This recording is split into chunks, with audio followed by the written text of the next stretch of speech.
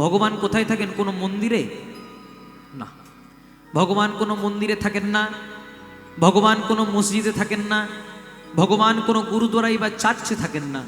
তাহলে ভগবান থাকেন কোথায়? প্রতিটি জীবের হৃদয় মন্দিরে। তার প্রমাণ একদিন নারদ মুনি ভগবানকে প্রশ্ন করলেন, প্রভু তুমি কোথায় থাকো? ভগবান উত্তর দিলেন, নারদ, না হং তিষ্ঠামি বৈকুণ্ঠে যোগিনাং হৃদয়েন চো মদ ভক্তা যত্র গায়ন্তি তত্র তিষ্ঠামি হে নারদ। নারদ, না হং তিষ্ঠামি বৈকুণ্ঠে, মানে আমি বৈকুণ্ঠে থাকি না। যোগিনাং হৃদয়েন চো, মানে আমি কোনো যোগী মুনি হৃদয়েও থাকি না। তাহলে ভগবান থাকেন কোথায়? ভগবান বললেন, মদ ভক্তা যত্র গায়ন্তি, যেখানে আমার ভক্তরা প্রাণ ভরে দুটি বাহু তুলে আমার নাম কীর্তন করেনি, তাই গৌর প্রেমানন্দে হরি হরি বল। তত্র তিষ্ঠামি হে নারদ, আমি সেখানেই থাকি। তাহলে যেখানে হয় ভগবানের নাম, ভগবান সেখানেই করেছেন পূর্ণ অধিষ্ঠান।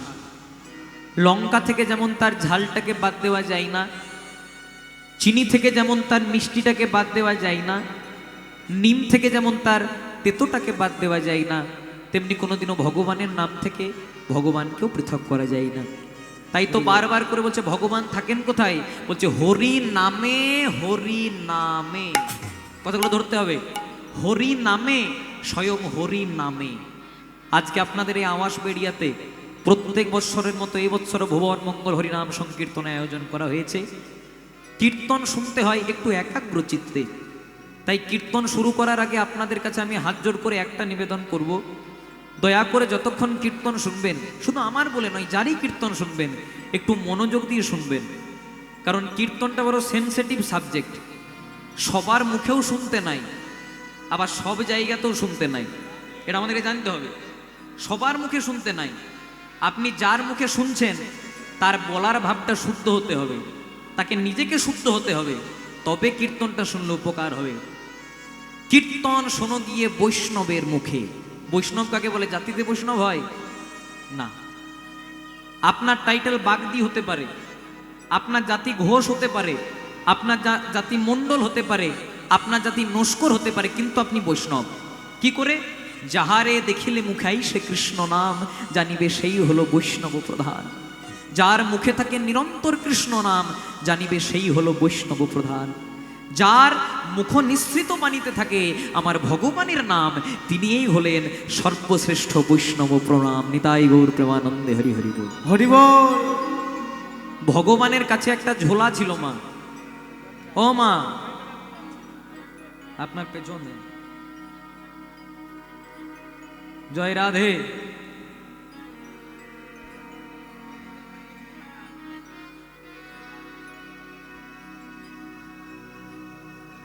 আমি আপনাদের কাছে 3 থেকে 3.5 ঘন্টার জন্য এসেছি, বেশি সময় আমি কিন্তু নেব না। আর বাঁকুড়া থেকে ছুটে এসেছি। একটু আপনি আমার দিকে তাকান। আর আমি এতটাও দেখতে খারাপ নই যে আমার দিকে তাকানো যাবে না। জয় রাধে, নিতাই গৌর প্রেমানন্দে হরি হরি বল। খুব মন দিয়ে শুনবেন। ভগবানের কাছে একটা ঝোলা ছিল। কেমন ঝোলা? ভগবান যেখানেই যেতেন ঝোলাটাকে কিন্তু 24 ঘন্টা হাতে হাতে নিয়ে যেতেন। তা ভগবানের একজন ভক্ত ভগবানকে প্রশ্ন করছে, প্রভু তোমার ঝোলার মধ্যে কি এমন আছে যে তুমি ভগবান হয়েও ঝোলাটাকে 24 ঘন্টা হাতে হাতে করে নিয়ে ঘোরাও? তখন ভগবান বলছে, ওরে বোকা, এই ঝোলার মধ্যে কি আছে জানিস? বলছে কি আছে? বলছে ভক্তরা আমার কাছে যে যা চাই এই ঝোলাটা থেকে বার করে তাদেরকে সেইটা দিয়ে দিই। তখন ভক্ত মনে মনে চিন্তা করছে, প্রভু আমি যদি তোমার কাছে কিছু চাই তুমি আমাকে দেবে? তখন ভগবান বলছে, তুই 24 ঘন্টা আমার সঙ্গে থাকিস, তোকে দেবো না তো কাকে দেবো? চেয়ে তো দেখ। এবার ভক্ত কি চাইছে দেখুন মা, যেগুলো আমরা চাই। প্রভু আমার বড় টাকা পয়সার অভাব, অর্থের অভাব, একটু টাকা পয়সা দেবে। যেই না বলেছে ভগবান তার ঝোলা থেকে বার করে টাকা পয়সা দিয়েছে। আর যেই না টাকা পয়সা দিয়েছে মা, যে ভক্ত 24 ঘন্টা ভগবানের সঙ্গে সঙ্গে থাকে সে ভক্তের 1 মাস আর কোনো দেখাই নাই। ভগবান মনে মনে চিন্তা করছে, কি এমন দিলাম রে বাবা যে ভক্ত 24 ঘন্টা আমার সঙ্গে থাকতো 1 মাস দেখাই করে নাই। 1 মাস পরে ভক্ত আবার এসেছে। তখন ভগবান বলছে, হ্যাঁ রে, আগে যে 24 ঘন্টা আমার সঙ্গে থাকতিস 1 মাস ছিলিস কোথায়? বলছে, প্রভু ওই যে টাকাগুলো দিয়েছিলেন না সবগুলো খরচা করতে পারি নাই।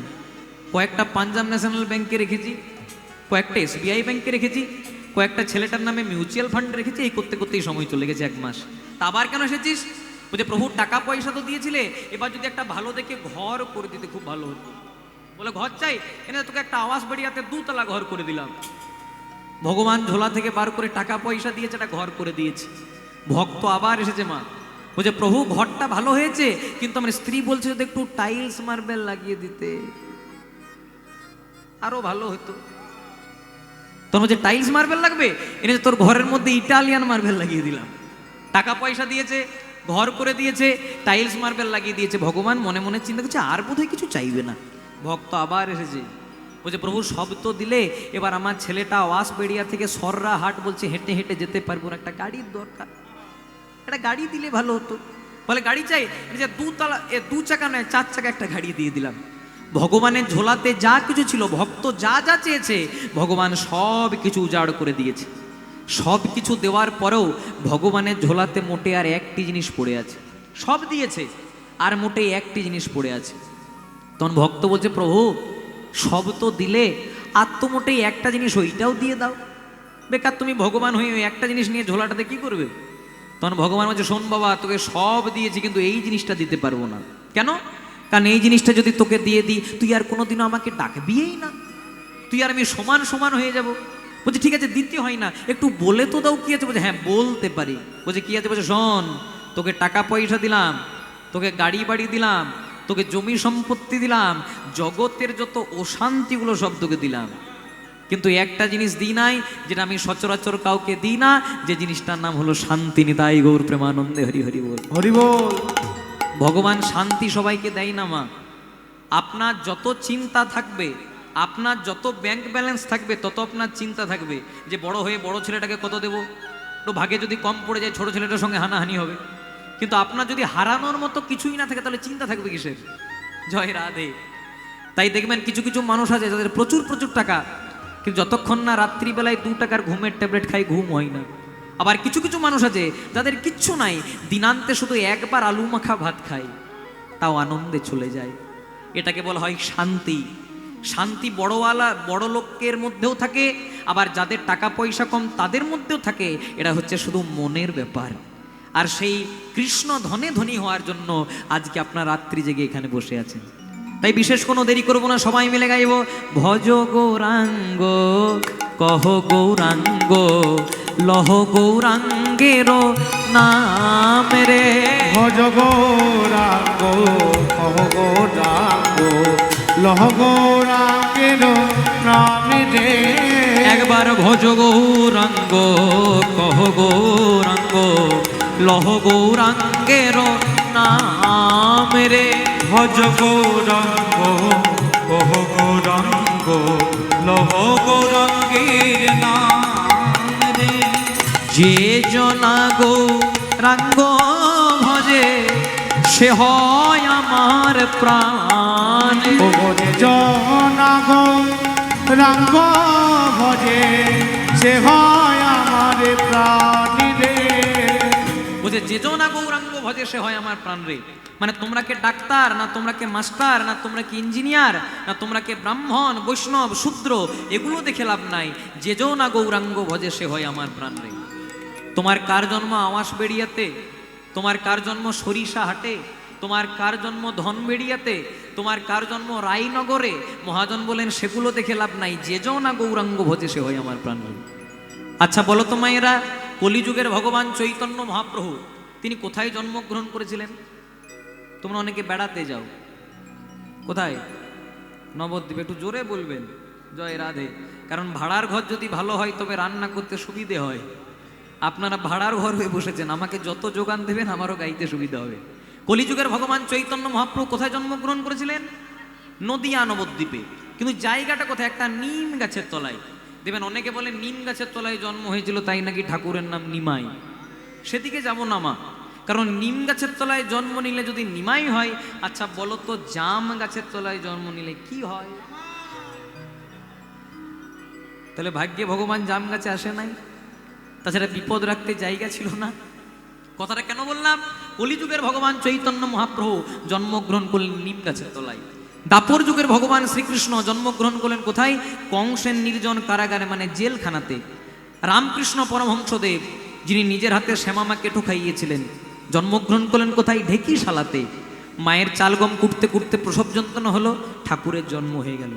একবার ভেবে দেখবেন, ভগবান বলছে দেখো আমাদের এক ভগবানের জন্ম নিম গাছের তলায়, আমাদের এক ভগবানের জন্ম জেলখানায়, আমাদের এক ভগবানের জন্ম ঢেকিশালায়, তথাপি আমরা ভগবান। কেন না কর্মটা সেই রকম করে রেখেছি। একটা পদ্ম ফুল কোথায় ফোটে মায়েরা? পাকে।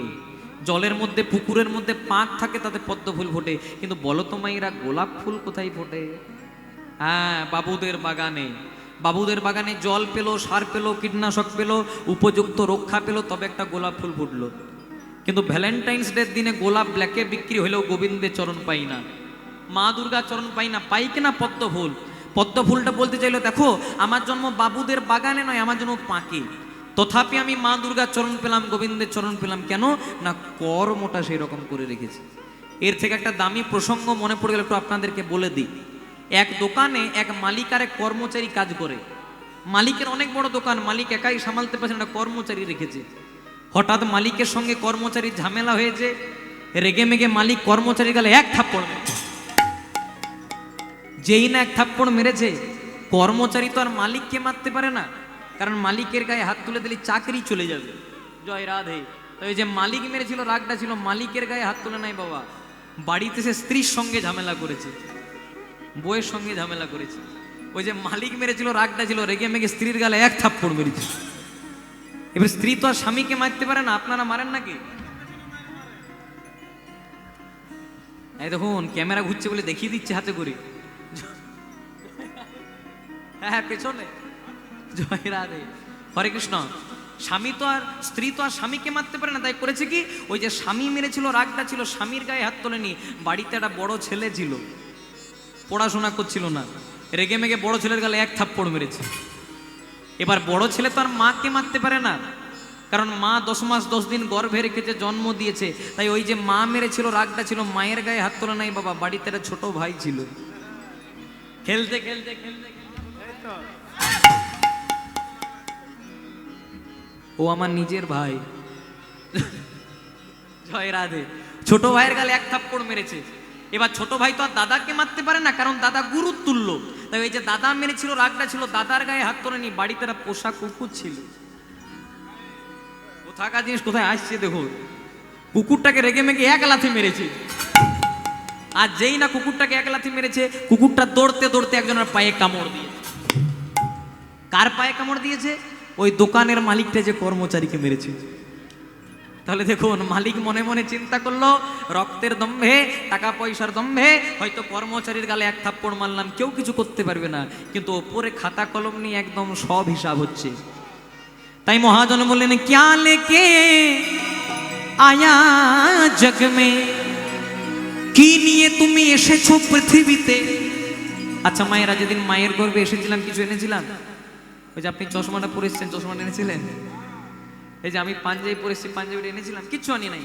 আরে ক্যা লেকে তু যায়েগা, আর কি নিয়ে তুমি যাবে বলো?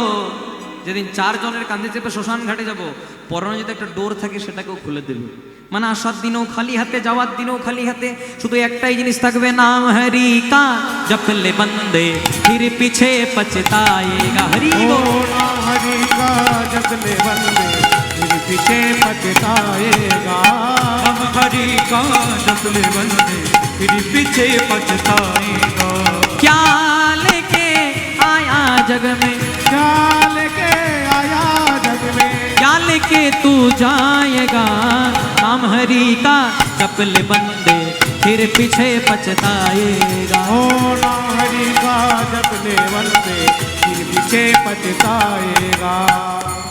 যেদিন 4 জনের কাঁধে চেপে শ্মশান ঘাটে যাও, সেদিন কি বলবে? বলো হরি, বলো হরি। हरि बोल, আমার গাড়ি, আমার বাড়ি, हरि बोल, আমার ছেলে, हरि बोल, আমার মেয়ে, हरि बोल, ব্যাংক ব্যালেন্স, हरि बोल, সাদা টাকা, हरि बोल, কালো টাকা, हरि बोल, গোলাপি টাকা, हरि बोल।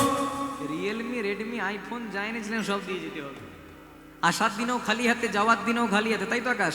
শুধু একটাই জিনিস যাবে, নাম হরি কা জপলে বন্দে ফির পিছে পছতায়েগা। হরি ओ बोल। नाम हरि का जपले बंदे फिर पीछे पछताएगा।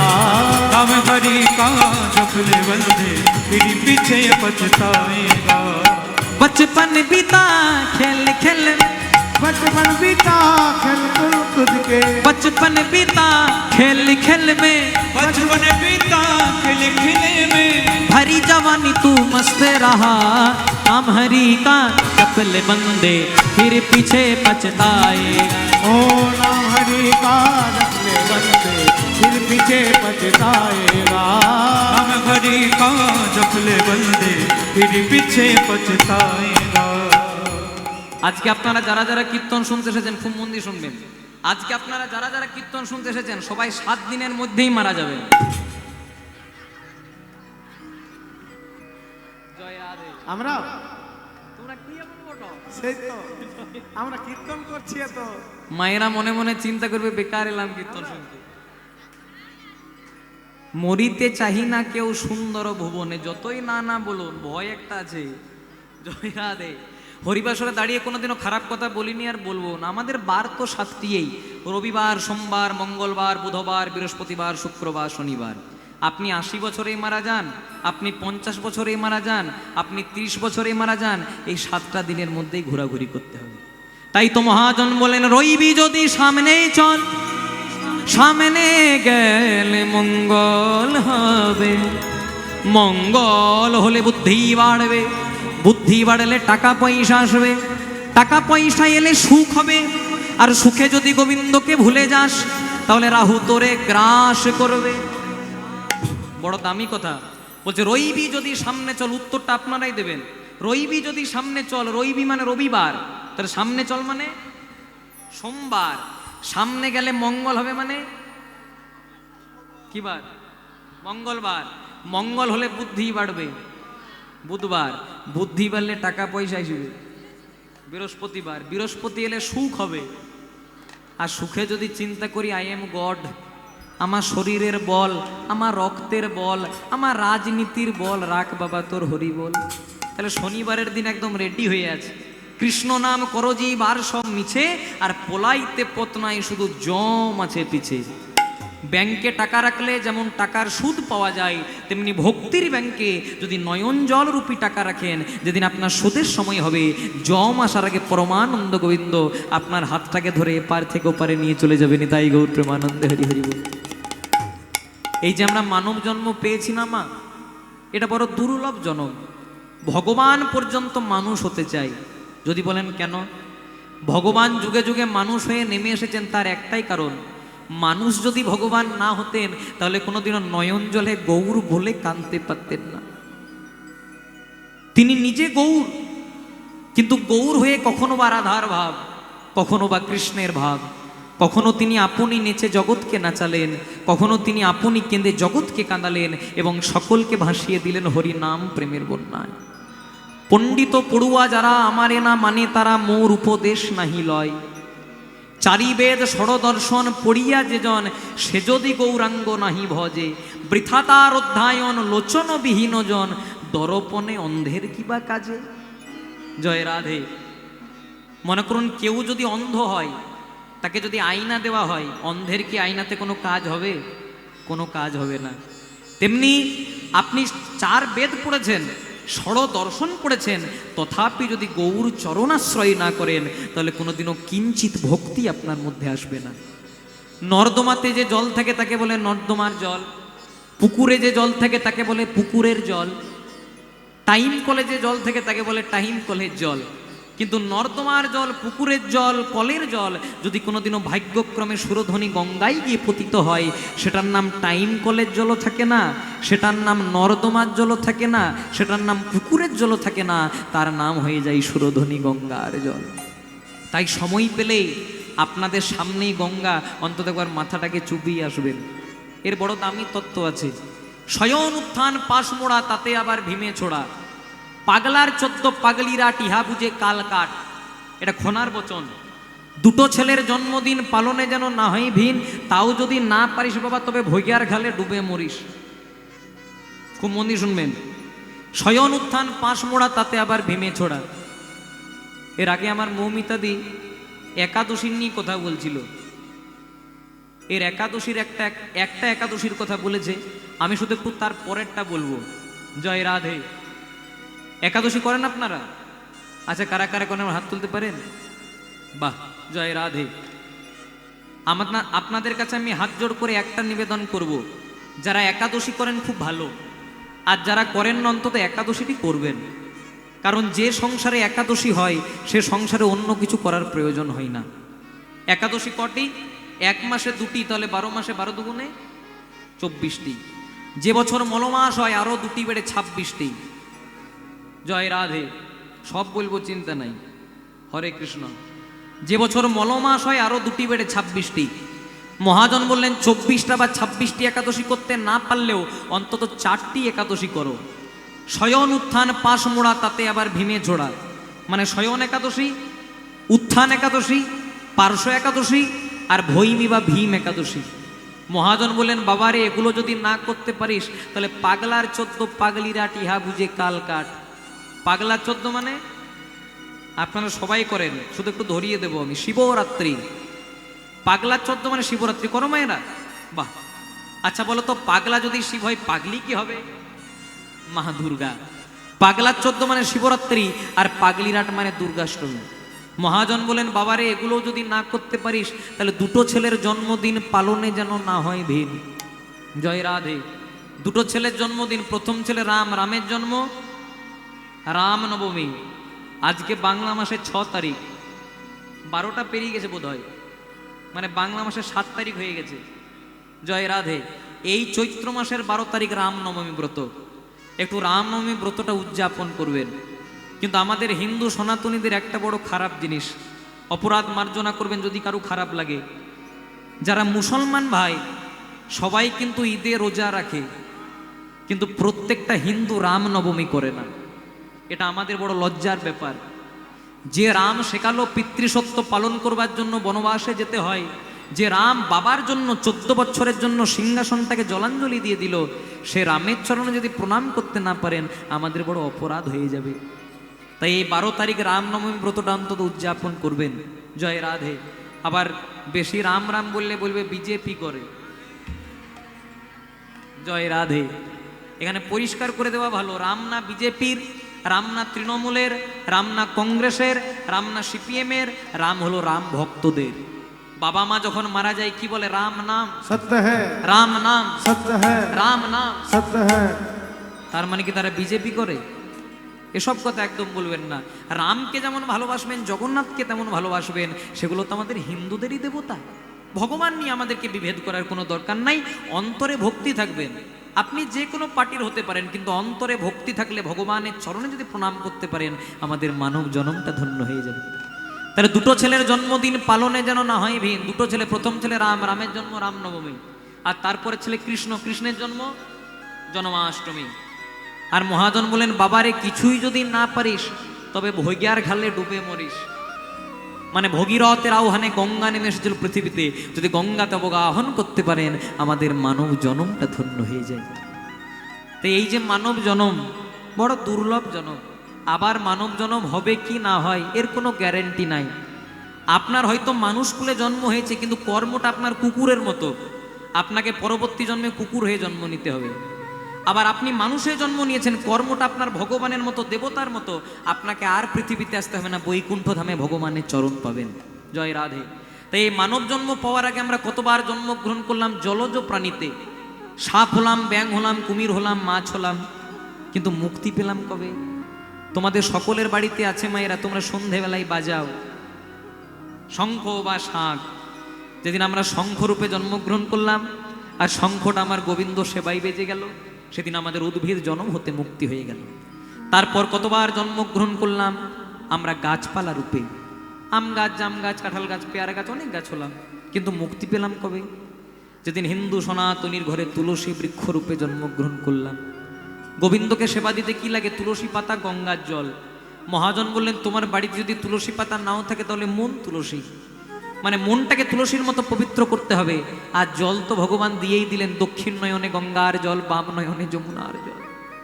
আর এই 2 ফোঁটা নয়ন জল দিয়ে যদি দিনান্তে একবার ডাকতে পারেন না মা, ভগবান আপনাকে কৃপা করবে। কিন্তু ডাকটা ডাকার মতো হতে হবে। আপনি ভগবানের ভজনও করছেন আর সংসারের দিকে মনও পড়ে আছে যে কখন রান্না করে ছেলেটাকে স্কুলে পাঠাবো, তাহলে ভগবানের কৃপা হবে না। সংসার করতে কোনো বাধা নাই।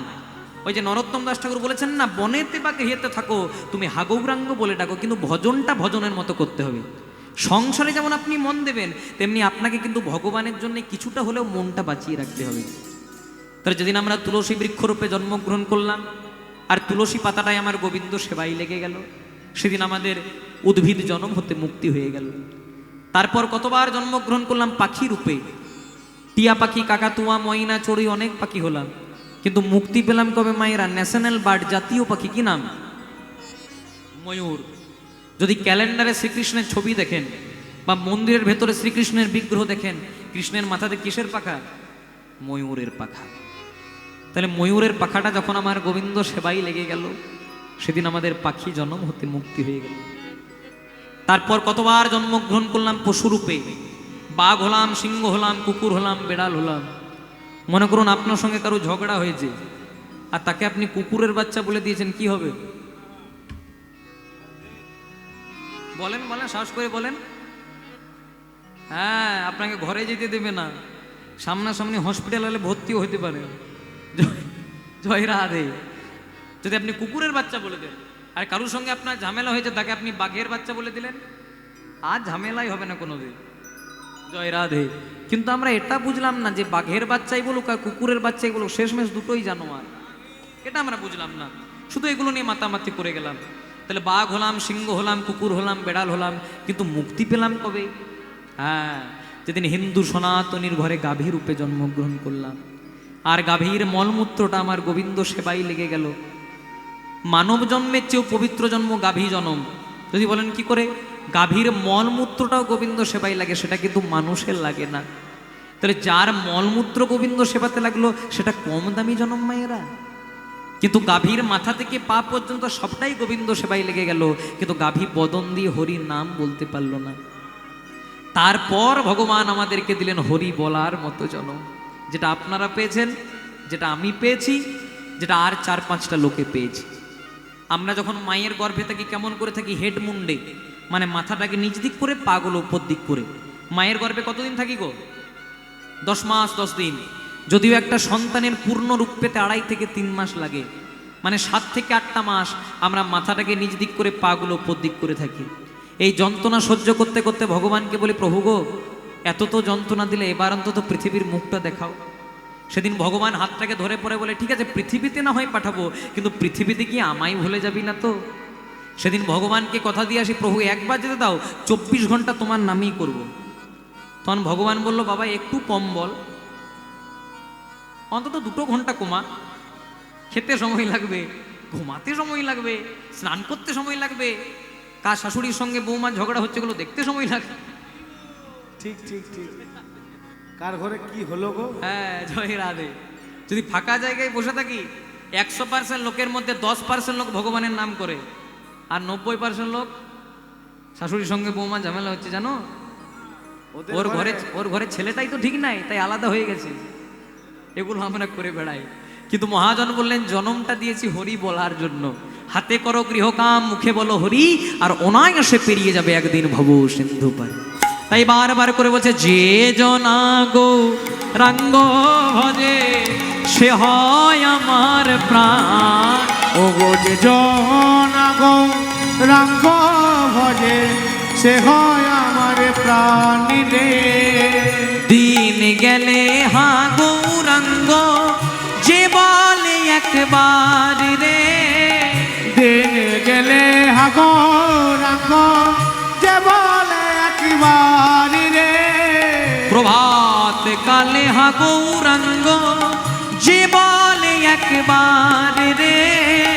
প্রভাত কালে হা গৌরাঙ্গ, যে বলে একবার রে। সেজন আমার হয়, আমি হই তার রে। সেজন আমার হয়, আমি হই তার রে। আবার সেজন আমার হয়, আমি হই তার রে। সেজন আমার হয়, আমি হই তার রে। হাতগুলো তোলা যাবে মায়েরা? সবাই মিলে লজ্জা ঘৃণা ভয় পরিত্যাগ করে ভজ গৌরাঙ্গ কহ গৌরাঙ্গ লহ গৌরাঙ্গের নামের হরি ওম। ভজ গৌরাঙ্গ জপ গৌরাঙ্গ লহ গৌরাঙ্গের নাম রে। একবার ভজ গৌরাঙ্গ কহ গৌরাঙ্গ লহ গৌরাঙ্গের নামে সবাই একবার ভজ গৌরাঙ্গ জপ গৌরাঙ্গ লহ গৌরাঙ্গের নাম রে। একবার ভজ গৌরাঙ্গ কহ গৌরাঙ্গ লহ গৌরাঙ্গের নামে হরি একবার ভজ ওম। গৌরাঙ্গ জপ গৌরাঙ্গ লহ গৌরাঙ্গের নাম রে। একবার ভজ গৌরাঙ্গ কহ গৌরাঙ্গ লহ গৌরাঙ্গের নাম রে। বাসুদেব ঘোষ কহে করি জড় হা যেই কৃষ্ণ সেই গৌর সে তো জগন্নাথ। এতক্ষণ আমরা গৌর চন্দ্রিকায় ছিলাম, কারণ ভোজবাড়িতে বসে পাতা দেওয়ার পর খাবার দিতে দেরি করলে যাদের খিদে পায় তাদের বড় কষ্ট হয়। আমি বুঝি ব্যাপারটা, জয় রাধে। তেমনি হরিবাসরে বসে লীলার চেয়ে বেশি গৌর চন্দ্রিকা গাইলে যারা ভজন রসিক ভক্ত তাদের মনে বড় আঘাত লাগে। এবার সরাসরি লীলার মধ্যে প্রবেশ করব, একটু বৃন্দাবনে প্রবেশ করে। বাসুদেব ঘোষ কহে করি জোড় হা করি জোরে হা যেই কৃষ্ণ সেই গৌর সে তো জগন্নাথ। সেই তো জগন্নাথ। বাসুদেব ঘোষ কহে করি জোড় হাত যেই কৃষ্ণ সেই গৌর সেই জগন্নাথ। দেখবেন আমরা অনেকে কালী কৃষ্ণ নিয়ে বিভেদ করি, খুব মন দিয়ে শুনবেন এই জায়গাটা, এগুলোতে অনেক জানার বিষয় আছে। আমরা অনেকে কালী কৃষ্ণ নিয়ে বিভেদ করি, অনেকে বলে কালী আলাদা, অনেকে বলে কৃষ্ণ আলাদা। কালী আর কৃষ্ণ যদি আলাদা হতো তাহলে ভগবান কোনোদিনও নিধুবনে কালী রূপ ধারণ করতেন না। আপনারা সকলেই জানেন, আমি শুধু একটু ধরিয়ে দেব। একদিন রাধারানীর মনের বাসনা হলো আমি কৃষ্ণকে দেখবার জন্য যাব নিধুবনে, কিন্তু শ্বশুরবাড়িতে তো সবাই কালী পূজা করে, তাই শাশুড়ি মাকে বলল মা আমি যাচ্ছি কালী পূজা করার জন্য। আর পেছনে পেছনে গেল ননদিনী কুটিলা। কুটিলা দেখতে পেলো, বলছে তো করবে কালীর পুজো কিন্তু করছে কালার পুজো। দাদা আয়ান ঘোষের কাছে গিয়ে বলছে দাদা তুমি তো এখানে মা কালীর পূজা করছো, কিন্তু তোমার বোন নিধুবনে বাবা কালীর পূজা করছে, তাড়াতাড়ি ছুটে চলো। যেই না আয়ান ঘোষ কালীর খড়গ নিয়ে এলেন, রাধারানী গোবিন্দের চরণে শরণাপন্ন হলেন। প্রভু আজকে যদি আমাকে যদি আমার স্বামী এই অবস্থায় দেখতে পাই তাহলে আমার কৃষ্ণ ভজনে ব্যাঘাত ঘটবে। সেদিন ভগবান করেছিলেন কি, নিধুবনে কালী রূপ ধারণ করেছিলেন। যখন আয়ান ঘোষ তাকাচ্ছে তখন দেখছে মা কালী দাঁড়িয়ে আছে, আর যখন কুটিলা তাকাচ্ছে তখন কৃষ্ণ বলছে কুটিলা ভালো আছো, জয় রাধে। এর থেকে কি বোঝা গেল, নিধুবনে কৃষ্ণ যদি কালী রূপ ধারণ করতে পারে তাহলে কালী কৃষ্ণের মধ্যে কোনোদিনও কোনো বিভেদ নাই। আচ্ছা মায়েরা, তোমাদের এখানে দুর্গা পূজা হয়, কালী পূজা, সরস্বতী পূজা, সব পূজাই হয় তবে, জয় রাধে। যে কোনো পূজা হোক প্রথমেই কিন্তু ঠাকুর মশাই হাতে এক গন্ডুস জল নেই, নিয়ে পরে বলো ওম বিষ্ণু তদ বিষ্ণু। কেন আপনার তো ঠাকুর মশাইকে বলতে পারেন ঠাকুর মশাই আমি তো আজকে বিষ্ণু পূজা করাচ্ছি না, আমি তো আজকে কালী পূজা করাচ্ছি, আমি তো আজকে সরস্বতী পূজা করাচ্ছি, তাহলে আপনি বারবার বিষ্ণু বিষ্ণু কেন বলছেন? যদি প্রকৃত ঠাকুর মশাই হয় আপনাকে উত্তর দেবে প্রথমে আমি বাড়ির গার্জেনকে নিমন্ত্রণ করছি।